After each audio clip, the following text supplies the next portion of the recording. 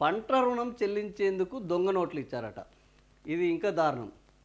500 నోట్ల కట్టను బ్యాంకుకు తెచ్చిన రైతు 417 నోట్లు క్యాష్ కౌంటర్లో అందజేత అన్నిటిపై ఒకే నెంబర్ను గుర్తించిన క్యాషియర్ ఆ నోట్లు తన కుమారుడు ఇచ్చాడని చెప్పిన రైతు, పోలీసులకు సమాచారం ఇచ్చిన బ్యాంకు మేనేజర్, బ్యాంకు నుంచి పరారైన రైతు సాయిలు, పోలీసులు వారి ఇంటికి వెళ్తే కుమారుడు పరారు.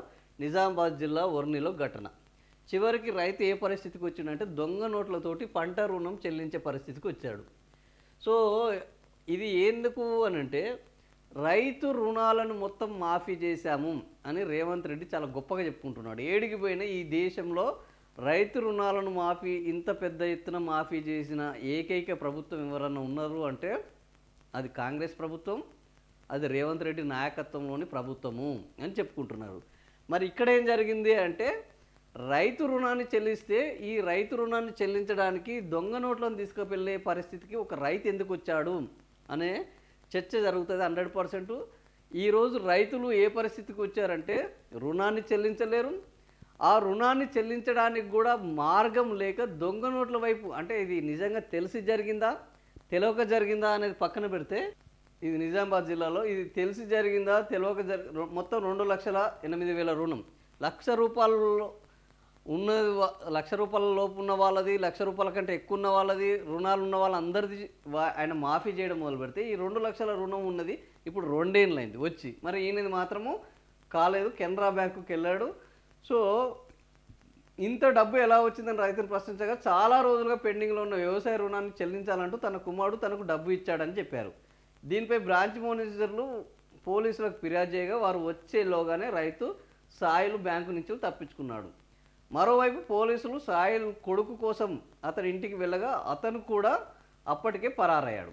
ఇది ఇలా ఉండగా కామారెడ్డి జిల్లా పోలీసులు ఇటీవల బాన్సువాడలో దొంగ నోట్లు చెలామణి చేస్తున్న ముఠాను పట్టుకున్నారు. పక్కనే ఉన్న వర్నీలో సైతం దొంగ నోట్ల వెలుగులోకి రావడం జరిగింది. సో ఈ రకంగా దొంగ నోట్ల వ్యాపారంలో రైతులు కూడా చిక్కుకోవడం ఇది దురదృష్టకరం. ఇంతకుముందు రైతులకి ఇలాంటివి ఉండకపోయేది. ఎప్పుడు ఒక రైతు కూడా ఇలాంటి పరిస్థితికి వస్తాడయ్యా అని అంటే విధి లేని పరిస్థితిలోనే. సో ఈరోజు రైతులకు రుణాలు చెల్లించడానికి విధి లేదు, రుణాలు చెల్లించే తాహతు లేదు, రుణాలు చెల్లించకుండా కొత్త రుణాలు వచ్చే అవకాశము లేదు. మళ్ళా పంట వేయాలంటే కొత్త రుణాలు రావాల్సిందే. ఆ కొత్త రుణాలు రావడానికి ఈ పాత రుణాలు చెల్లించడానికి తండ్రి పడుతున్న బాధ కోసం మరి కొడుకు ఇట్లాంటి పని చేశాడా, లేదా కొడుకు ఆల్రెడీ ఏదైనా ఇలాంటి ఒక తప్పుడు మార్గంలో వెళ్ళి ఇది దొరకదు అనే ఒక ప్రయత్నం చేసి ఇందులో ఇరికిపోయాడో తెలియదు. కానీ ఓవరాల్గా అయితే రైతు రుణాలు ఇంకా రైతుల మెడ మీద కత్తి లెక్క వేలాడుతూనే ఉన్నాయి, వాళ్ళని ఇబ్బంది పెడుతూనే ఉన్నాయి. వాటిని తీర్చడానికి రైతులు నానా కష్టాలు పడుతున్నారు. ఆ రైతు రుణాలు తీర్చడానికి రైతు కుటుంబంలోని వాళ్ళ కొడుకులు కానీ వాళ్ళ కుటుంబ సభ్యులు కానీ మరి ఇలాంటి తప్పుడు దారులకు వెళ్తున్నారంటే ఇలాంటి వార్తలు చూస్తే నిజమేనని అనిపిస్తున్నది. సో తెలంగాణ రైతు ఏ పరిస్థితికి వచ్చాడయ్యా అనంటే దొంగ నోట్లతోటి రైతుల రుణాలను తీర్చుకునే పరిస్థితికి వచ్చాడు. రైతు రుణాలను తీర్చిన గొప్ప ప్రభుత్వం అని వీళ్ళు జబ్బలు జరుచుకుంటున్నారు. రైతేమో దొంగ నోట్లతోటి రుణాలు తీర్చే దుస్థితికి దిగజారాడు. ఇప్పుడు అతని పరువు ఎంత పోయిందంటే ఆ రుణం కంటే ఎక్కువ ఘోరమైన పరువు పోవడం ఇది. ఎందుకంటే రైతు అంటేనే ఒక ఆత్మగౌరవానికి నిలువెత్తు నిదర్శనం. ఈ దేశంలో వాస్తవానికి ఎవ్వరు అప్పులు తీసుకుని ఎగ్గొడతారు, కానీ రైతులు మహిళలు అప్పులు తీసుకుంటే ఎగ్గొట్టరు అనే ఒక మంచి అభిప్రాయం ఉన్నది. అందుకనే డ్వాక్రా సంఘాలు సక్సెస్ అయినాయి. రైతులకు రుణాలు ఇవ్వడానికి కూడా ఎప్పటికప్పుడు ఇస్తుంటారు.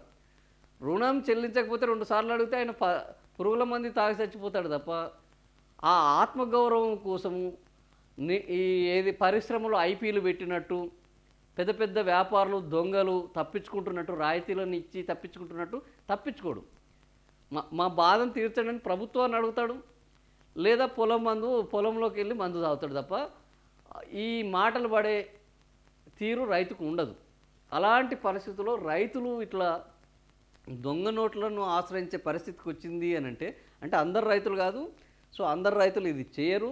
అది విధి లేని పరిస్థితిలోనే ఇది జరుగుతుందని మనం అనుకోవాల్సిన పరిస్థితి. ఎందుకంటే రైతు ఈ పరిస్థితికి వచ్చాడంటే ఇంకా ఆ రైతు యొక్క ఇంట్లో ఉన్న ఎలాంటి దారుణమైన కండిషన్స్ ఉన్నాయనేది మనం అర్థం చేసుకుంటే ఇది రైతుని ఒక దోషిగా కాకుండా ఆ రైతుకున్న పరిస్థితి ఎంత దిగజారింది అనేది అర్థమవుతుంది నాకైతే. నిజంగా రైతులు ఇట్లాంటి పనులకు ఒడిగట్టరు, రైతు బిడ్డలు కూడా ఇట్లాంటి పనులకు ఒడిగడతారని మనం అనుకోవడానికి వీల్లేదు. సో ఈ రాష్ట్రంలో రోజు రోజుకు రైతుల పరిస్థితి ఎంత దిగజారుతుందనే దానికి నిదర్శనంగానే ఇది నాకైతే కనిపిస్తుంది. మరి ప్రభుత్వం దీని మీద దృష్టి పెట్టి ఆ ఉన్న రైతు రుణాలను ఏది ఊకే ప్రచారం కోసం కాకుండా నిజంగా ఒక మానవీయ కోణంలో ఆలోచించి 35,000 కోట్ల రుణాలు ఉన్నాయని మీరు అంచనా వేశారు. ఇప్పుడు అవి లెక్కలు తీస్తే నాకు తెలిసి 40,000-45,000 కోట్ల రూపాయలు అవుతాయి. అందులో 21,000 కోట్ల రూపాయలను చేశారంటే ఇంకో 15,000 కోట్ల రూపాయలు చేయాల్సి ఉంది. ఆ 15,000లో దురదృష్ట పరంగా వీళ్ళు ఉన్నారేమో. సో ఈ 15,000 కోట్ల రూపాయలను కూడా నిజంగా రుణాలను మాఫీ చేస్తే మీ రుణమాఫీ అన్న ఒకటి సంపూర్ణమవుతుంది. ఏ 6 గ్యారెంటీలో ఏ ఒక్కటి సంపూర్ణం కాలేదు. కనీసం దీన్నన్నా సంపూర్ణం చేస్తే రైతులు ఇలాంటి దీనమైన పరిస్థితులకు దిగజారకుండా ఉంటారు అనేది మా ఆలోచన. సో మరి ప్రభుత్వం ఈ యాంగిల్లో ఆలోచిస్తే నిజంగా ఈ రాష్ట్ర రైతులకు మేలు జరుగుతుంది. మరి ఏం చేస్తుంది అనేది చూడాలి.